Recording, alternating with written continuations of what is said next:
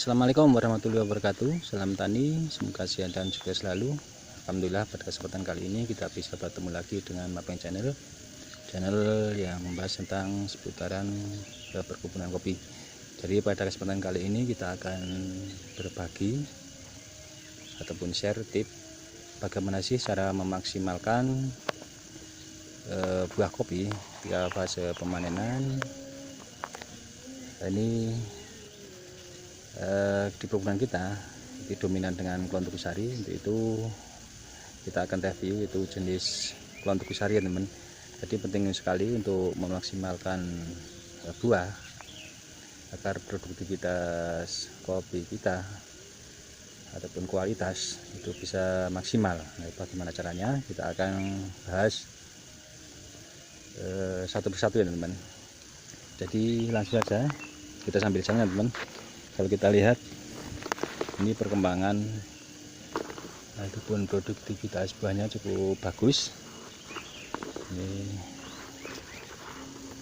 tak lepas dari proses tentunya teman. Jadi selama kurang lebih hampir setahun ya teman, kalau untuk buah kopi ini mulai dari pembungaan sampai pemanenan. Untuk itu kita akan berbagi ya teman, agar bisa lebih maksimal tentunya untuk produktivitas kopinya. Nah, sebelum saya lanjutkan, terima kasih kepada teman-teman yang sudah setia mengikuti ataupun menonton video terbaru dari channel ini, yang sudah subscribe, yang belum subscribe untuk bisa bantu subscribe untuk membantu perkembangannya channel ini, tentunya mengetahui informasi ataupun video terbaru dari channel saya juga. Jangan lupa aktifkan tombol notifikasinya agar tidak ketinggalan update ini video terbaru dari channel ini. Yang langsung saja teman-teman. Jadi kalau kita tahu untuk jenis Kulon Tugasari ini mempunyai karakter atau ciri khasnya itu minim bahan ya teman. Jadi bahan tunas muda yang digunakan untuk pembuahan di tahun berikutnya. Jadi penting sekali untuk menjaga kestabilan buah, produktivitas buah ya teman. Jadi kalau kita lihat ini tidak kita temukan tunas bahan ya teman. Jadi bagaimana caranya agar menjaga panen di tahun depan itu tetap maksimal? Itu langkah yang pertama, kita bisa mengoptimalkan kembali, yaitu ini di B2 nya. Jadi kalau kita lihat ini adalah bisa dikatakan B1, yaitu pembuahan pertama pada persapangan ataupun ranting. Nah, untuk itu untuk pembuahan tahun depan karena tidak ada bahan, maka kita akan menggunakan atau memaksimalkan di B2 nya. Kalau kita lihat ini tunas raja ya teman. Ini masih banyak ruas yang nanti akan dipersiapkan untuk ini tempat pembuahan tentunya teman.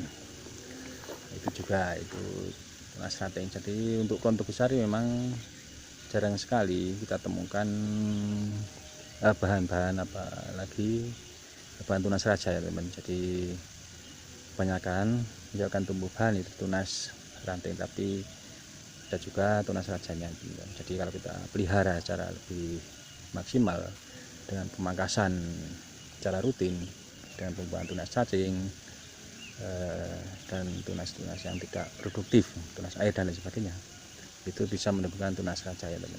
Jadi kayak gini, meskipun tunas rajanya itu tidak dari pangkal ranting, jadi bisa di tengah ini, kayak gini, ini termasuk tunas raja ya teman. Nah, kelebihan tunas raja sendiri itu produktivitasnya lebih banyak ya teman bila dibandingkan dengan tunas ranting, karena secara logika dia akan menjulur gini ya. Ini ada sirip-siripnya yang tumbuh ke samping, ke kanan atau ke kiri ya, nanti akan menjadi ranting baru yang tentunya akan produktif juga teman. Jadi memang kenapa kita pelihara dan kita prioritaskan tunas raja, karena secara produktivitas dia memang lebih banyak. Nah, ini kita lihat ya, ini kan dari as sini kita cukup memelihara beberapa cabang atau ranting, tapi untuk produktivitasnya itu bisa lebih banyak teman. Katakanlah kalau kita pelihara tunas raja itu satu pokok pohon cukup memelihara 4 sampai 5 percabangan, sedangkan untuk tunas ranting ataupun cabang ranting kita paling enggak memelihara 10 sampai 12 ranting untuk mendapatkan produktivitas kopi yang sama dalam satu pokok pohon, kurang lebih kayak gitu ya teman.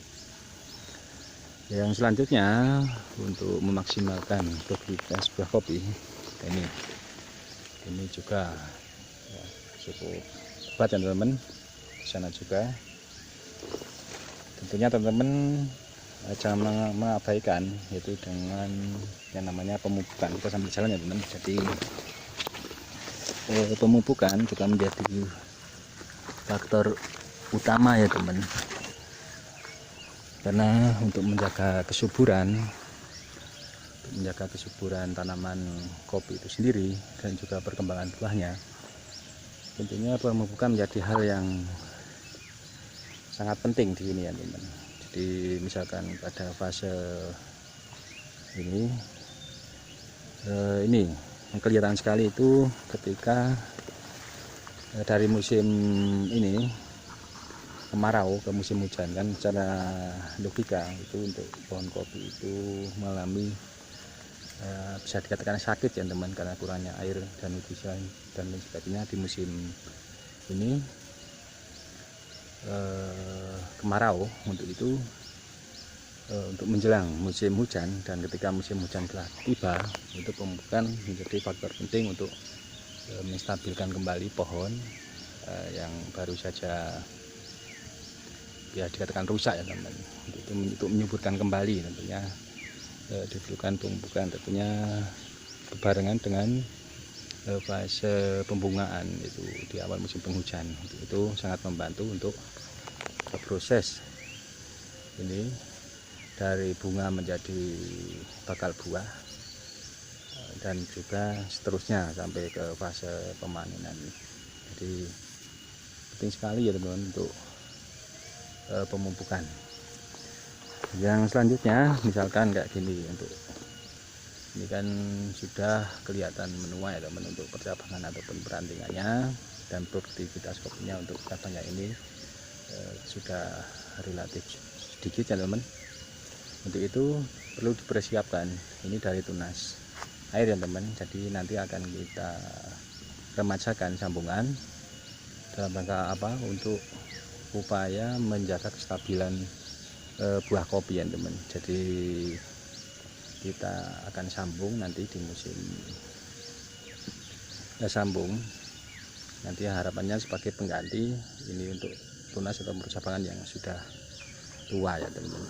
Jadi cara memaksimalkannya memang perlu proses dan perlu trik khusus ya teman. Jadi untuk kusari kayak gini. Nah selanjutnya pemangkasan. Itu pemangkasan harus dilakukan secara rutin. Misalkan ini teman, dia ada tunas cacing, ini tidak berfungsi ya teman, tidak berguna ya teman. Kalau dipelihara ini juga tidak produktif, untuk itu harus dibuang teman. Ini bentuknya kecil kayak gini, dia tidak produktif teman, jadi hanya mengganggu. Dia tumbuh di dombolan-dombolan itu biasanya. Nah, itu tunas raja ya teman, kalau itu sudah kelihatan itu. Nah, itu naungan ya teman, tanaman naungan kita pakai sengon laut. Jadi nanti juga bisa dijual ya teman, di samping sebagai tanaman naungan untuk melindungi tanaman kopi ketika di musim ini kemarau ya teman, agar tidak rusak, karena biasanya terlalu banyak panas akan daun-daun ini bisa mengering ya teman, jadi bisa rontok. Akhirnya kesuburan pohon kopi itu sendiri akan terganggu ya teman. Jadi kurang lebih kayak gitu ya teman, poin-poin yang pokok untuk menjaga kestabilan dan juga memaksimalkan produktivitas buah untuk jenis kopi Kulon Tukusari. Jadi kenapa kita dominan Kulon Tukusari, karena di daerah kami yaitu memang bisa beradaptasi untuk jenis lawn ini ya teman. Bisa dibuktikan dengan ini produktivitas buah. Nah, kita lihat dombolannya juga cukup rapat dan juga cukup memuaskan ya teman. Jadi kurang lebihnya kayak gitu teman, mudah-mudahan bermanfaat. Mohon maaf bila ada salah kata, yang jelas bisa tanya tadi di kolom komentar. Cukup sekian, terima kasih. Wassalamualaikum warahmatullahi wabarakatuh.